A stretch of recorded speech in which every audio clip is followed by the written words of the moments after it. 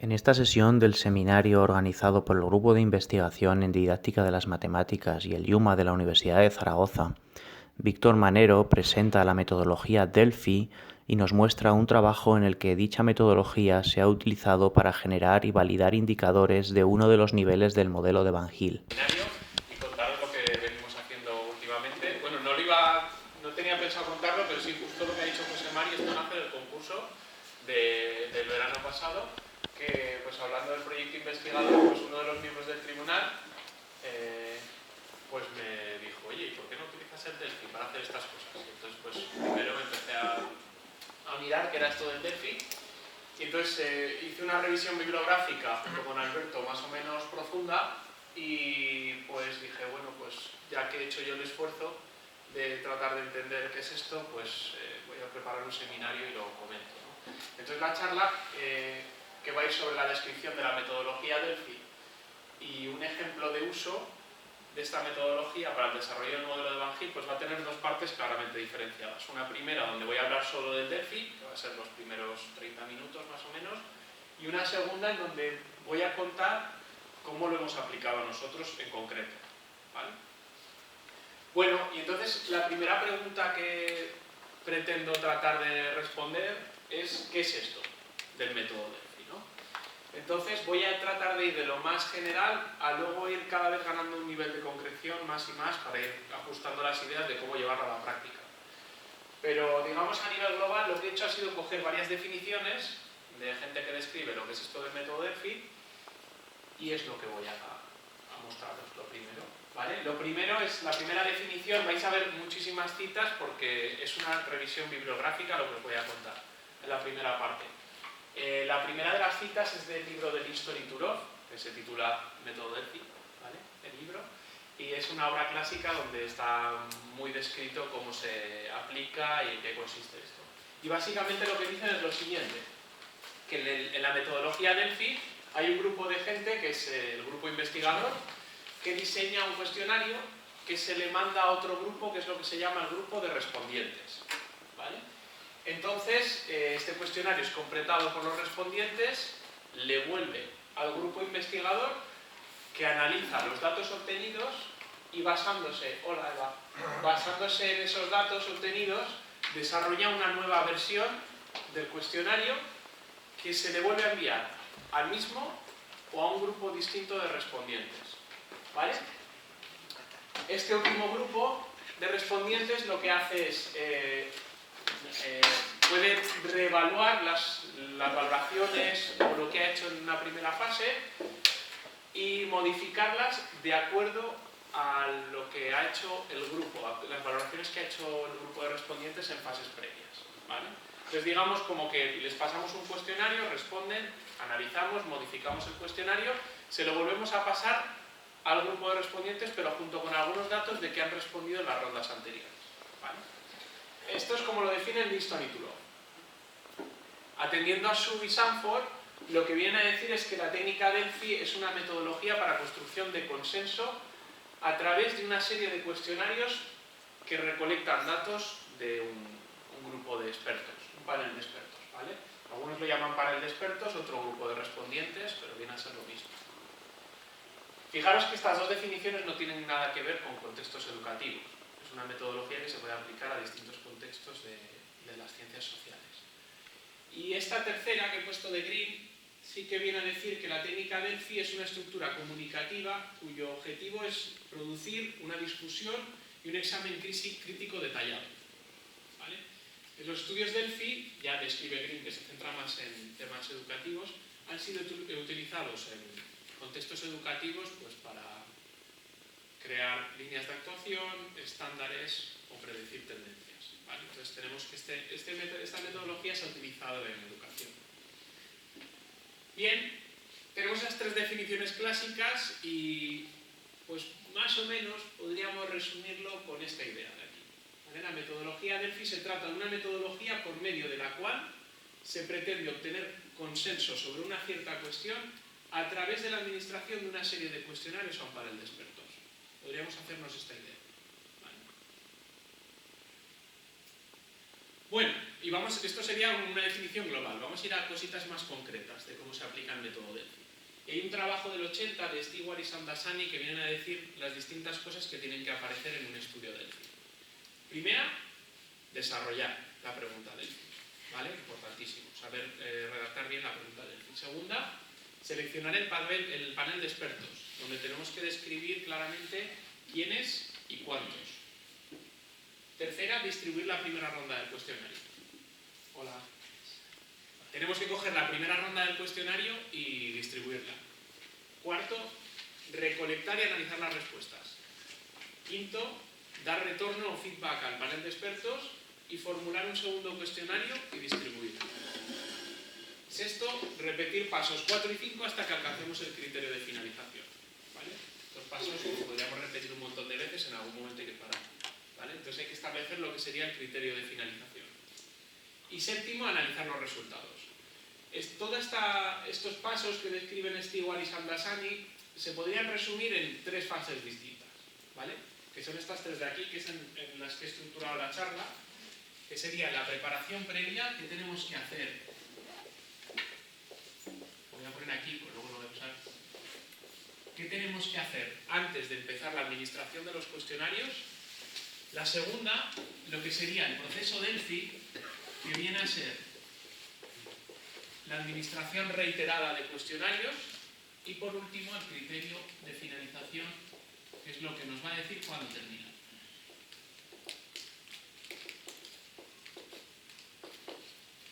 Vale. Entonces la charla se va a estructurar en estos 3 pasos: preparación previa, qué hay que hacer antes de administrar el primer cuestionario, luego la administración reiterada de cuestionarios y cuándo paramos. Empezamos con la preparación previa. Y antes de pasar el primer cuestionario, vamos a atender a estas 3 cuestiones de aquí, lo que sería establecer la pregunta Delphi, cómo se establece. Voy a dar algunos criterios. La segunda, quiénes van a ser el panel de expertos. Esencialmente responderemos a cuántos y quiénes pueden formar parte del panel de expertos. Y por último, ¿qué características debe cumplir el primer cuestionario? ¿Vale? Pues vamos a lo primero. En cuanto a la pregunta Delphi, hay un trabajo de Andelanovich, que voy a citar bastante, que dice algo que es un poco de cajón. La pregunta debe sonsacar la información deseada de los panelistas, ¿vale? Si tenemos claro qué información queremos obtener de ellos, la pregunta debe sonsacar esa información. Y Delbecq y coautores, en un trabajo de 75, comentan que hay una buena manera de tratar de establecer la pregunta Delphi, que es pensar en estas 3 cuestiones de aquí. Primero, ¿por qué estás interesado en este tema en particular? Tienes que, digamos, hacerte esta pregunta tú a ti mismo. Después, ¿qué necesitas saber con este estudio que no sabes ahora? Y tercero, ¿en qué influirán los resultados? En el momento que te planteas estas 3 cuestiones, atendiendo a lo que dice Delbecq, esto te puede ayudar a formular la pregunta Delphi de manera adecuada. ¿Vale?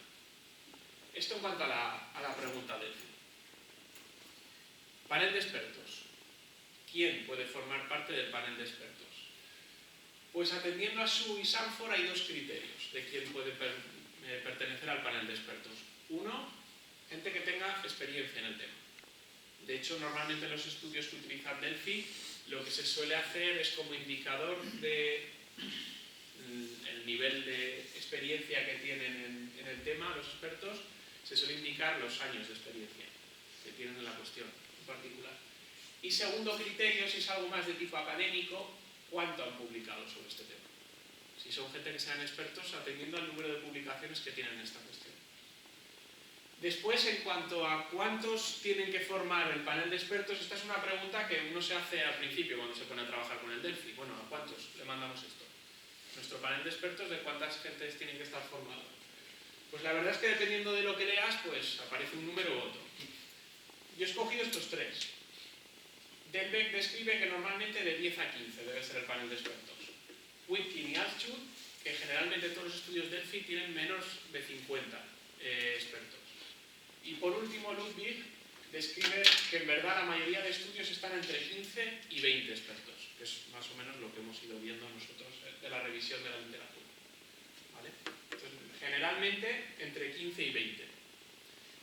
He puesto aquí esto de motivación del panel, que es algo que en casi todos los artículos que utilizan el Delphi señala, que es otro de los criterios importantes a utilizar para escoger a la gente que tiene que participar en un estudio Delphi, porque si cogemos gente que lo va a hacer por cumplir, digamos que la calidad de los datos no va a ser buena.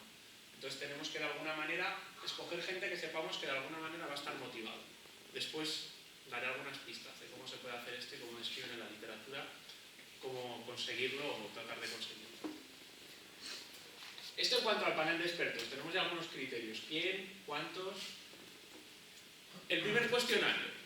El primer cuestionario, hay una opción claramente mayoritaria en la literatura de qué características tiene que cumplir. Y es que sea un cuestionario de respuesta abierta. Al fin y al cabo, lo que queremos con un estudio Delphi viene a ser algo sobre un tema que no conocemos y que no hay mucho escrito en la literatura, basándonos en un panel de expertos, obtener conocimiento nuevo.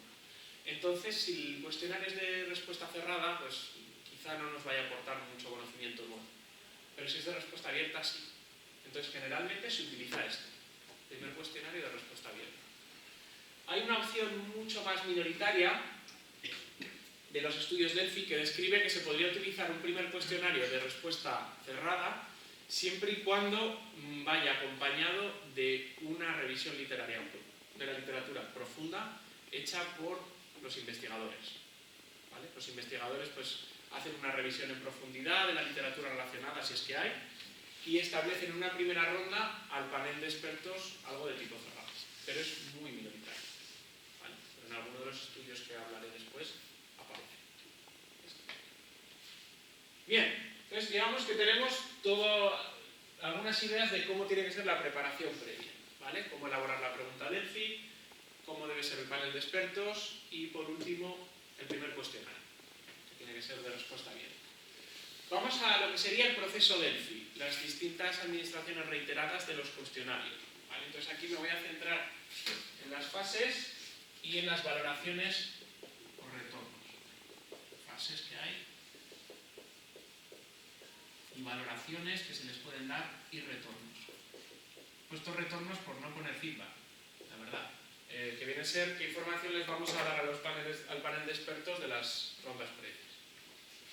En cuanto a las fases, se puede distinguir las distintas fases o distintas rondas que vamos a hacer de cuestionarios atendiendo a qué información les damos de las rondas previas y qué les estamos solicitando en esa ronda.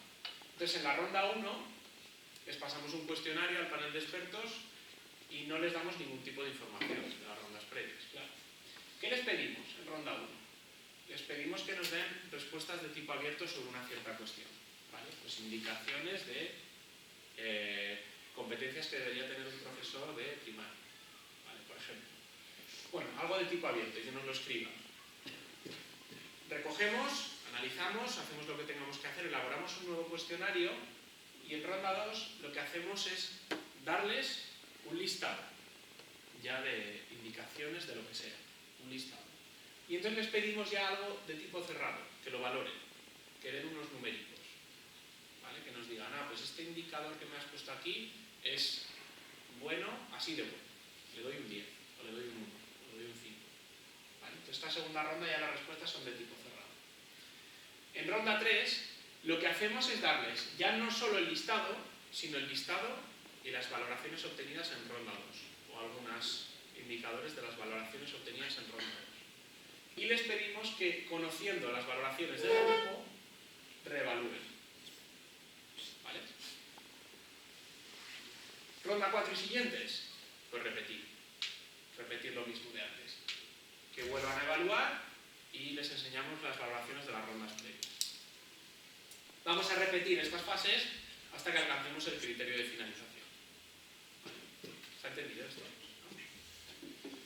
Bien, ¿y qué valoraciones y qué retornos se les dan en cada una de las fases? ¿Qué datos les damos de las rondas previas? ¿Vale? Bueno, pues aquí, dependiendo de dónde miremos, van a aparecer cosas distintas. De hecho, por ejemplo, si miramos en qué escala de valoración utilizar, Cox, en un trabajo del 96, recomienda que utilicemos una escala Likert para la valoración de los distintos ítems o indicadores o lo que tengan que valorar, que tenga un número par de ítems. Básicamente lo que defiende Cox es que no puedan darle un valor medio, se tengan que posicionar. Luego te vas a la revisión de la literatura y todos los ejemplos, o la mayoría utilizan una escala Likert con 5 ítems, lo cual contradice a lo que dice Cox, ¿vale? Por eso he puesto un señalito así, porque bueno, dependiendo de qué parte de la literatura mires, pues bueno, te aparece una cosa u otra. Nosotros hemos utilizado una escala tipo Likert con 4 ítems, luego lo comentaré.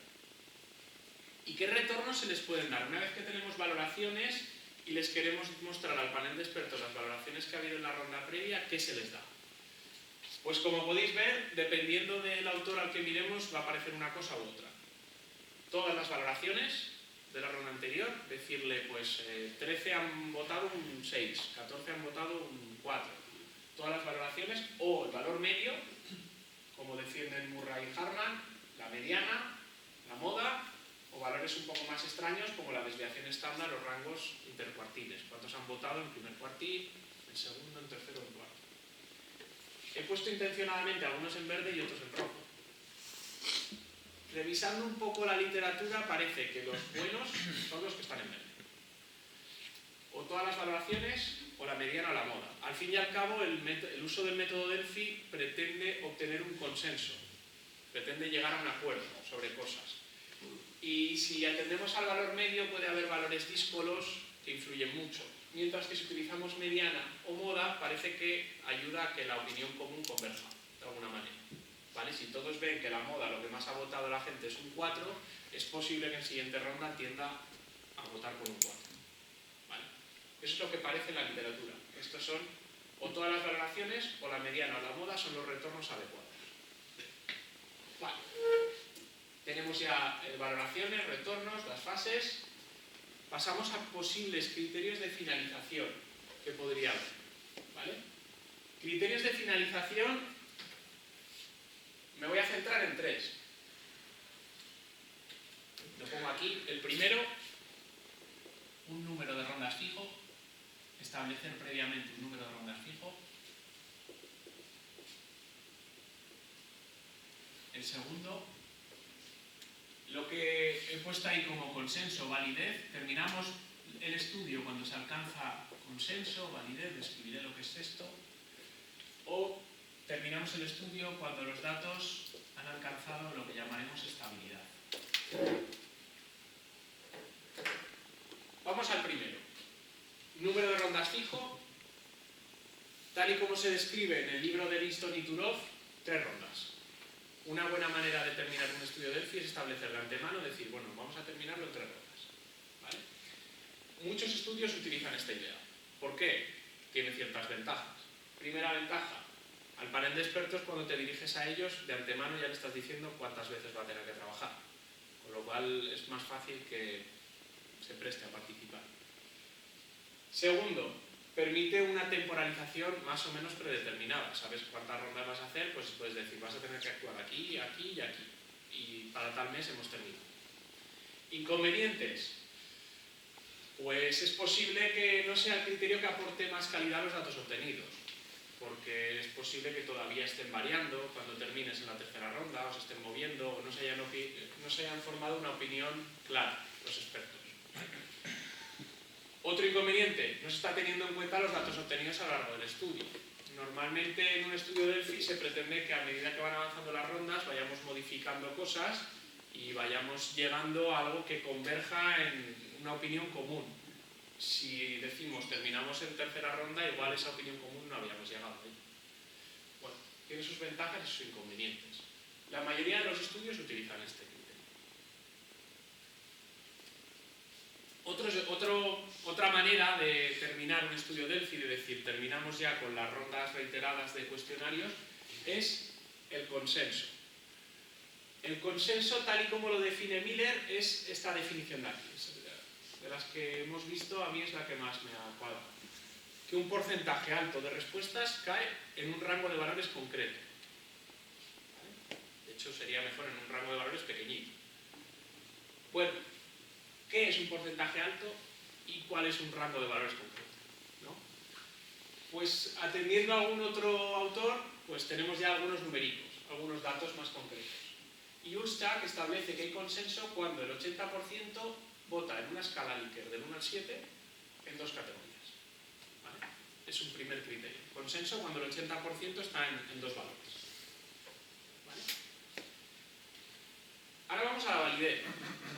Y la he puesto ahí cogida con pinzas porque esto es una idea que parece que ronda en la literatura, la de la validez, pero yo no he encontrado una definición puesta ahí clara de lo que es la validez. Entonces, pues de manera implícita parece que está en la literatura y entonces nuestra idea ha sido ponerle esta definición a la validez. Diremos que hay validez cuando existe consenso sobre la alta relevancia de algo. ¿Vale? Pues un cierto ítem o una cierta competencia se dice que está validada cuando existe consenso sobre que es altamente relevante. ¿Vale? Lo he puesto ahí con pinzas porque ha sido un poco sacada de nuestro propio criterio. Numéricos, para establecer la validez. ¿Qué valores concretos se dicen en algunos trabajos que establecen validez?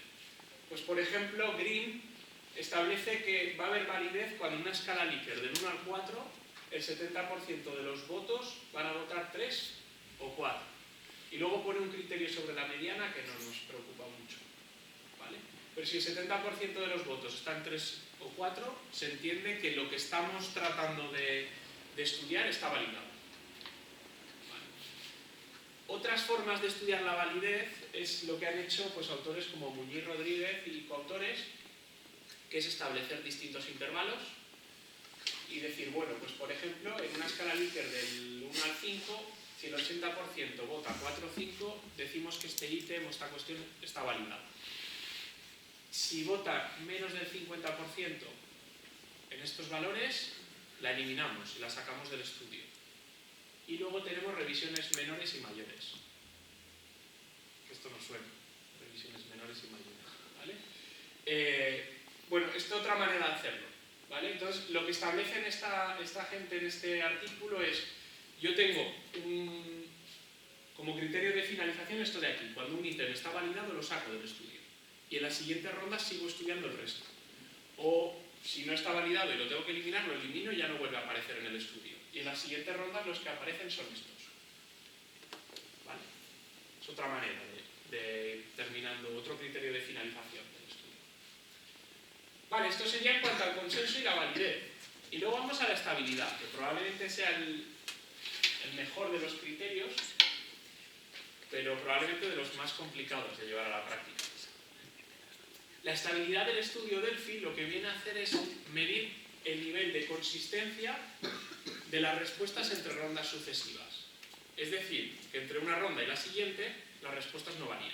Entonces hemos alcanzado la estabilidad y por lo tanto podríamos decir que ahora ya sí que podemos empezar a estudiar si existe consenso o no. La idea de cómo describen este diagrama en el trabajo de Schiff y coautores es la siguiente. Yo tengo una cierta cuestión, que los datos entre una ronda y la siguiente siguen siendo inestables. Repito. Así, repito, hasta que llego a que sean estables. En el momento que los datos son estables, sí que me voy a preocupar de si hay consenso, mayoría, bipolaridad, pluralidad o desacuerdo. Vale. Bueno, es una manera de hacerlo. Tiene algo más de complejidad utilizar la estabilidad, a mi parecer. Bueno, y hay un trabajo de Dahani y coautores en los que describen distintas formas de medir la estabilidad. En concreto, presentan estas 4. La primera de ellas es, bueno, esta ya está tachado porque no voy a entrar en detalle. La primera de ellas porque es el coeficiente de variación, que lo que vienen a decir es que describen un cierto coeficiente, que es el siguiente, que lo voy a poner en rojo por aquí, que miden en una ronda cuál es la desviación típica de los valores obtenidos entre la media de dichos valores. Si esto es menor de 0,5, dicen que hay estabilidad. Bueno, tal y como hemos definido la estabilidad, que es que entre una ronda y otra los datos están estables, este coeficiente de variación no mide eso. Lo que viene a medir es que dentro de una misma ronda hay poca dispersión, con lo cual no parece bien una buena manera de medir la estabilidad, por eso la he tachado. El TSF, pues porque todavía no hemos entrado en ello, probablemente sea un buen método, pero no hemos entrado. Entonces, de los que os voy a hablar de cómo medir la estabilidad son las diferencias en el histograma y un test chi cuadrado de estabilidad. Diferencias en el histograma es pues, lo que el propio nombre indica. Imaginaros que tenemos este estudio de aquí, donde tenemos una escala del 0 al 9 y hemos obtenido en ronda 1 estos valores, en ronda 2 estos y en ronda 3 estos. Lo que nos viene a decir el criterio de finalización es que midamos el número de cambios que hay en el histograma entre una ronda y otra y dividamos entre el doble del número de personas. ¿Vale? Como cambio de cada persona produce 2 cambios en el histograma, pues parece sensato. Y el criterio que establecen es que si este número es inferior a 0,15, es estable. ¿Vale? Entonces, entre ronda 1 y 2 se puede ver que el número de cambios en el histograma es 16, hay 21 participantes en este estudio, pues 16 entre 42, esto hay. Inestable. Entre ronda 2 y 3, pues se ve que hay 6 cambios en el histograma, 6 entre 42, 0,14, estable. Entonces ahora ya tenemos estabilidad, podríamos cogernos estos datos y empezar a ver qué nos quieren decir esos datos en ronda 3. Este es un posible criterio sencillito de utilizar para ronda. Luego tenemos uno un pelín más elaborado, que es establecer un test de hipótesis y decir, bueno, pues mi hipótesis es las rondas Delphi, mi hipótesis nula, las rondas Delphi son independientes de las respuestas obtenidas en ellas. La hipótesis contraria, las rondas Delphi no son independientes de las respuestas obtenidas en ellas. Claro, si aceptamos la hipótesis nula, con un test de hipótesis, esto lo que me va a decir es que si H0 es cierta, no existe dependencia entre el número de ronda y las respuestas. O lo que es lo mismo, las respuestas son estables. ¿Vale? Entonces, ¿cómo establecemos este test cómo hacemos este test? Pues básicamente, luego voy a ponerlo con el ejemplo anterior concreto, pero lo que hacemos es medir esta chi cuadrada donde los O y J son las frecuencias observadas en la ronda I para el valor J. Y las E y J son las frecuencias esperadas en la ronda I para el valor J. Vale. Básicamente, si estoy mirando, por ejemplo, cuántos han votado al valor 5 en la ronda 1, eso sería el O y 5. ¿Y cuántos han votado al valor 5 en la ronda 2? El O25. ¿Vale? Y las E y J serían las esperables en caso de que se cumpliera la hipótesis nula. Es decir, E y J o E25 sería la media entre el O5 y el O25. Vale, lo vamos a ver acá en concreto. Los grados de libertad que tiene este test van a ser justamente el número de rondas menos 1 por el número de valores que tiene la escala Likert o la escala que estamos utilizando menos 1. Como siempre vamos a comparar dos rondas, este número va a ser 2 menos 1. Vale. Bueno, he puesto aquí remarcado el 2 porque el ejemplo que vamos a hacer vamos a tener que tratar de alcanzar este valor de aquí, el valor crítico. Lo pongo en concreto, ¿vale? Estos son los datos del histograma anterior. Tenemos entre ronda 1 y ronda 2 estos valores. En ronda 1 hay 3 que votan 1, 5 que votan 2, 4 que votan 3. En ronda 2 estas son las valoraciones. Estas son las frecuencias observadas. Las esperables si se cumpliera la hipótesis nula, que fueran exactamente iguales en ronda 1 y ronda 2. Entonces lo que se hace aquí es coger la media. Pues por ejemplo en ronda 1 había 5 que votan 2, 0 que votan 2, pues aquí en las esperadas pongo la media, 2,5 y 2,5. Bien. Después tenemos que hacer agrupaciones en el caso de que las frecuencias esperadas sean inferiores a 5. Y hacemos agrupaciones de modo que las frecuencias esperadas sean superiores a 5, superiores o iguales. Entonces aquí lo que he puesto es, en verde, una primera agrupación, que serían los valores del 0 al 3, en rojo una segunda agrupación del 4 al 6, y en azul una tercera agrupación del 7 al 8, que son estos datos de aquí resumidos. ¿Vale? Entonces, tenemos dos rondas, I es 2, el número de valores son 3, J es 3, el número de grados de libertad es 2. Hacemos esta cuenta, nos sale 6 con algo, inestable. El valor crítico era 5 por 9. No se puede aceptar la hipótesis nula, por lo tanto inestable. ¿Vale? Bueno, es un pelín más elaborado que el del histograma, pero no es difícil. Y entre ronda 2 y 3, pues lo mismo. Es exactamente lo mismo, pero con los datos cambiados. Echamos estas cuentas de aquí y en ronda 3 nos viene a decir que se alcanza la estabilidad. ¿Vale? Casa con lo que hemos hecho antes, con el otro criterio del histograma. ¿Todo claro hasta aquí? ¿Sí? Muy bien. Pues hasta aquí es un poco la revisión bibliográfica del método Delphi. Un poco pues todas las distintas fases y qué trabajos y qué cosas a tener en cuenta. ¿Vale? La preparación previa, la administración reiterada y qué criterio de finalización. Entonces ahora lo que voy a hacer es describiros cómo lo hemos utilizado nosotros. ¿Vale? He puesto aquí estos dos trabajos porque son dos trabajos donde aparecen distintas formas de utilizar el Delphi que, bueno, si alguno tiene interés, son bastante ejemplarizantes. ¿Vale? Este de aquí de Andarnovich no tiene nada que ver con educación, lo que hace es trabajar o tratar de crear un listado de directrices para arreglar problemas fronterizos en la frontera entre México y Estados Unidos, cerca de la ciudad de San Diego. O sea, no tiene nada que ver, pero se utiliza el método Delphi justamente para terminar obteniendo una serie de indicaciones por parte de un panel de expertos. Y este sí que ya es en un contexto más educativo, un uso del Delphi de cara a obtener competencias que deben tener adquiridas futuros docentes de secundaria de matemáticas. ¿Vale? Bien, ¿cómo lo hemos usado nosotros? Pues esencialmente lo que hemos tratado de hacer es tratar de usar el método Delphi para completar, de alguna manera, dar algunas indicaciones de cómo debería ser el nivel 5 de Van Til de razonamiento geométrico, que es algo que está un poco sin hacer, por así decirlo. Entonces, bueno, voy a explicar muy brevemente el modelo de Van Til, porque todos los que estamos aquí yo creo que lo conocéis. Modelo propuesto por Dinaker Van Til en los años 50 y que tiene dos características principales, que es descriptivo, viene a decir cómo evoluciona el razonamiento en geometría, a través de una serie de niveles, donde en cada uno de los niveles los distintos conceptos que aparecen en geometría se entienden de forma distinta, y luego que es prescriptivo, que viene a decir dentro de una instrucción qué distintas fases deberían aparecer de cara a que los alumnos puedan ir progresando en esos niveles. ¿Vale? Me voy a centrar en los niveles. Dentro de los niveles pues hay una descripción global, los voy a enumerar de 1 a 5, otros autores lo ponen de 0 a 4, pero yo voy a usar de 1 a 5, pues voy a dar una descripción muy somera de cada uno de los niveles. El primero, reconocimiento, la consideración de los conceptos es totalmente global, no se tienen en cuenta elementos ni propiedades.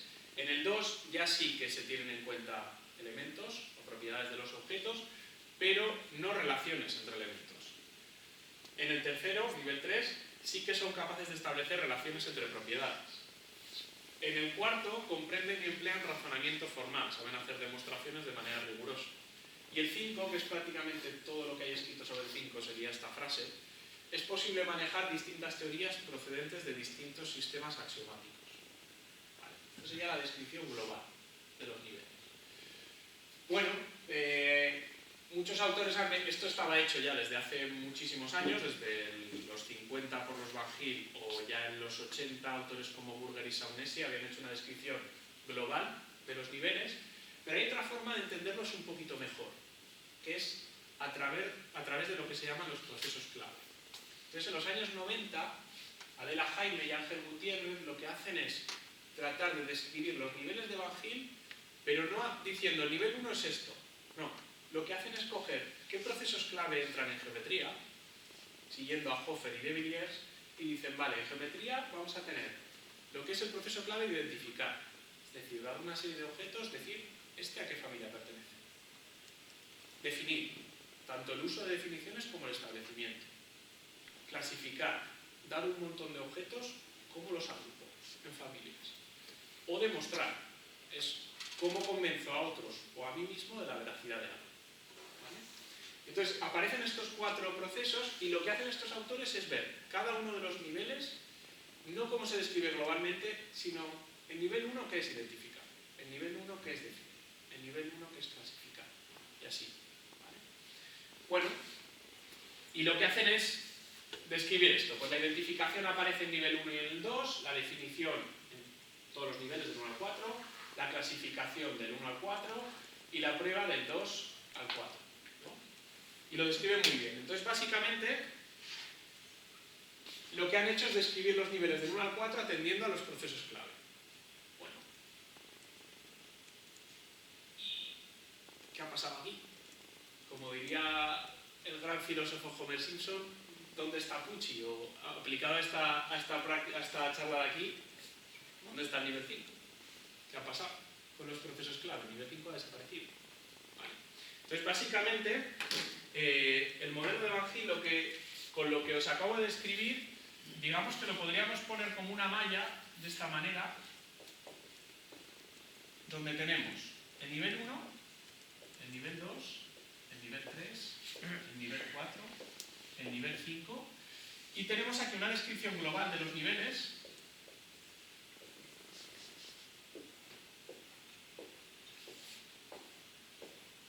Voy a ponerlo así.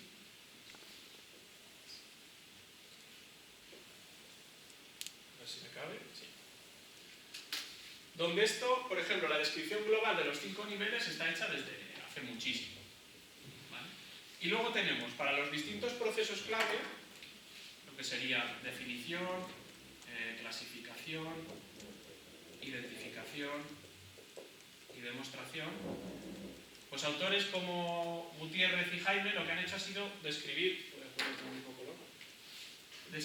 lo que pasa en todos estos niveles, salvo en el 5, ¿no? Entonces, nuestro objetivo con este trabajo, que no hay marco teórico ninguno hecho, es tratar de describir estas 4 casillas de aquí.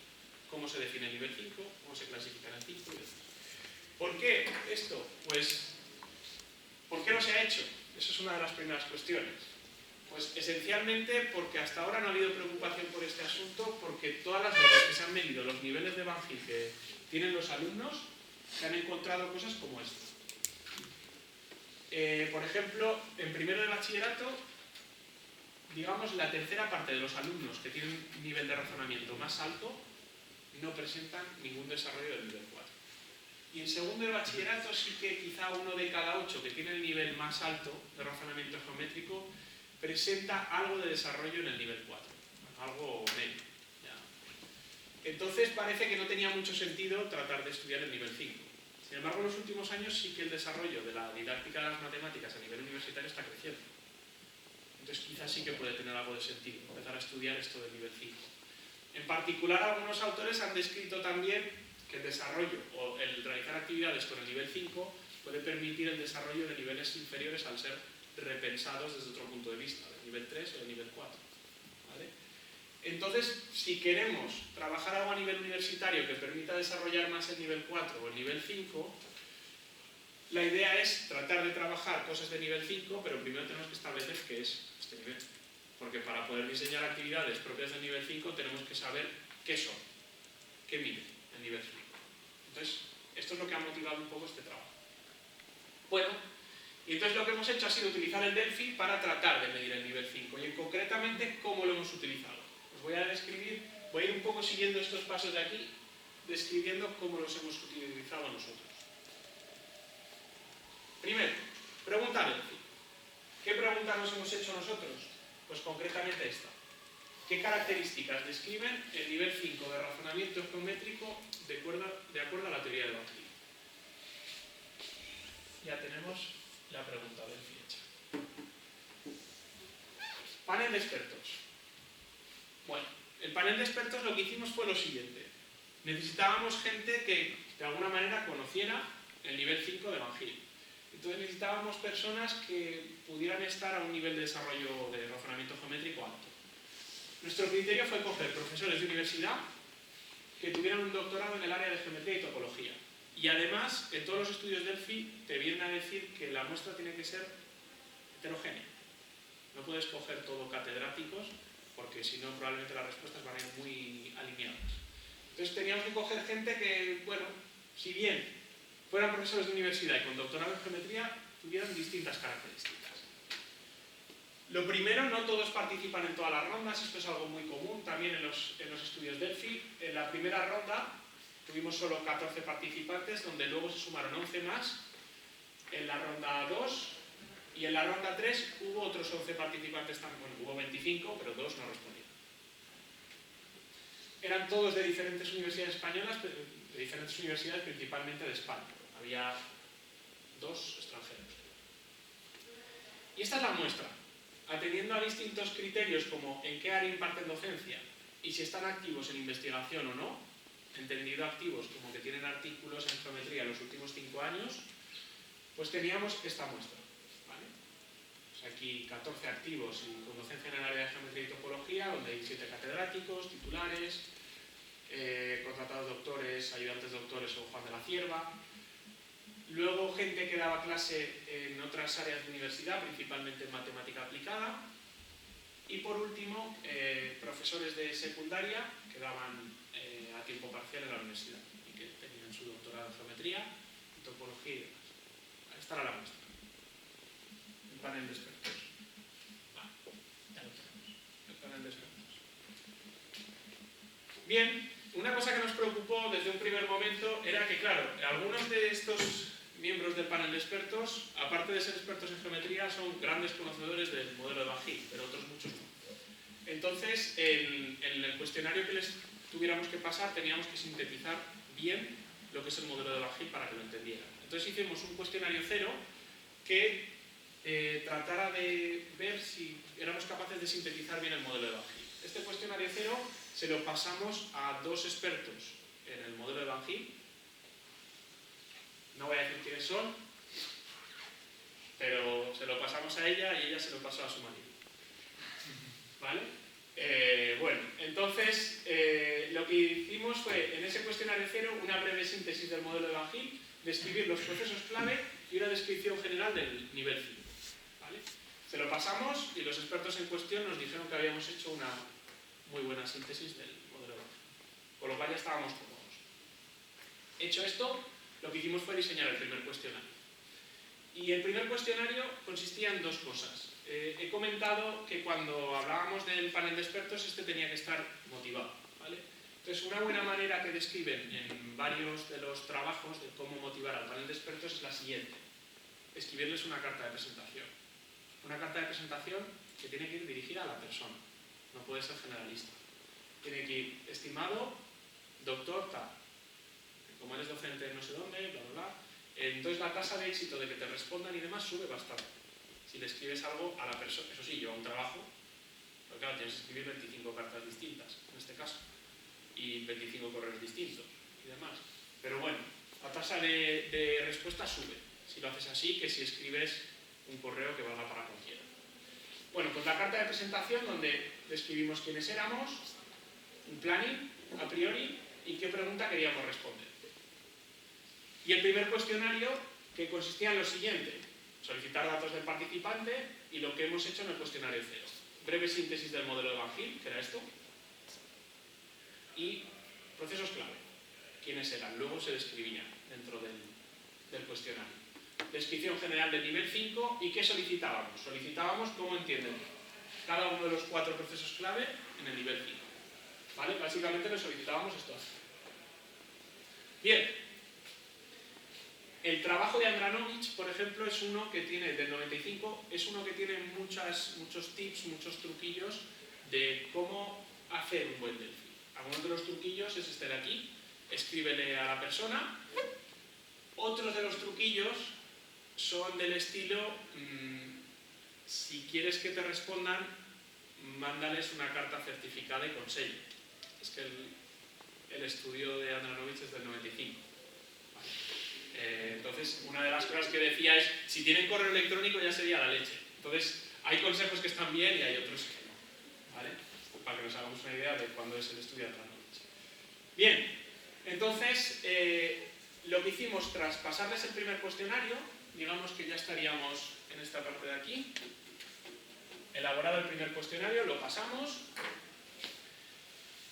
Voy a describir primero el criterio de finalización que utilizamos. Era una combinación de 3 rondas y validación, exactamente igual que en el trabajo de Muñiz Rodríguez. Voy a establecer 3 rondas, pero si en ronda 2 algún ítem ya está validado, lo saco del estudio.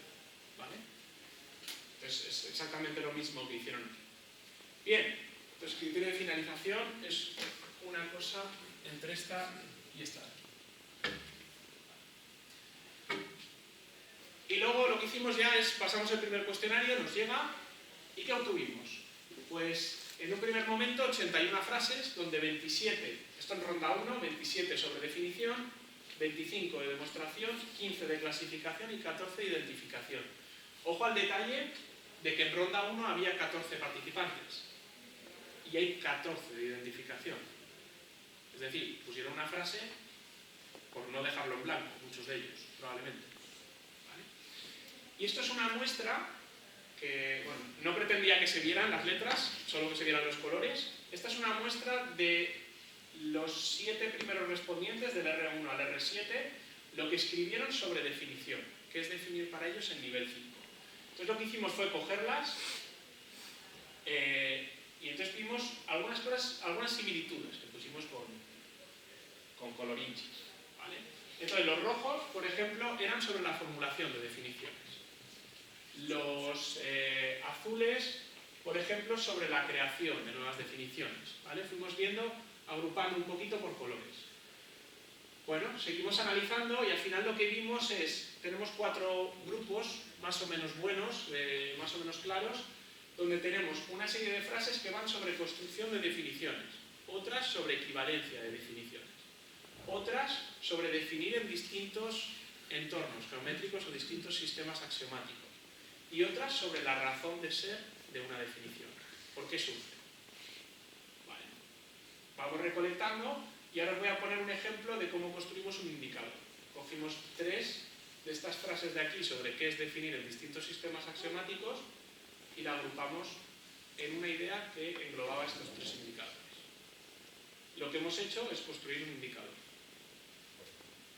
Repetimos todo esto para todo el estudio y lo que obtuvimos en primera ronda fueron 19 indicadores, 6 de definición, 5 de demostración, 4 de clasificación y 4 de identificación. Esto nos permite elaborar un segundo cuestionario. Un segundo cuestionario donde les vamos a pasar estos 19 indicadores y ahora les decimos que los valoren. Elaboramos el segundo cuestionario, que he puesto solo la parte de definición, están los 6 indicadores de definición y utilizamos una escala Likert del 1 al 4, donde les hicimos que valoraran el nivel de relevancia de ese indicador para describir lo que es la definición en el nivel 5.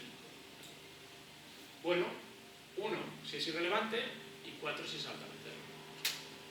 ¿Vale? Se permiten comentarios, además de lo que son las valoraciones.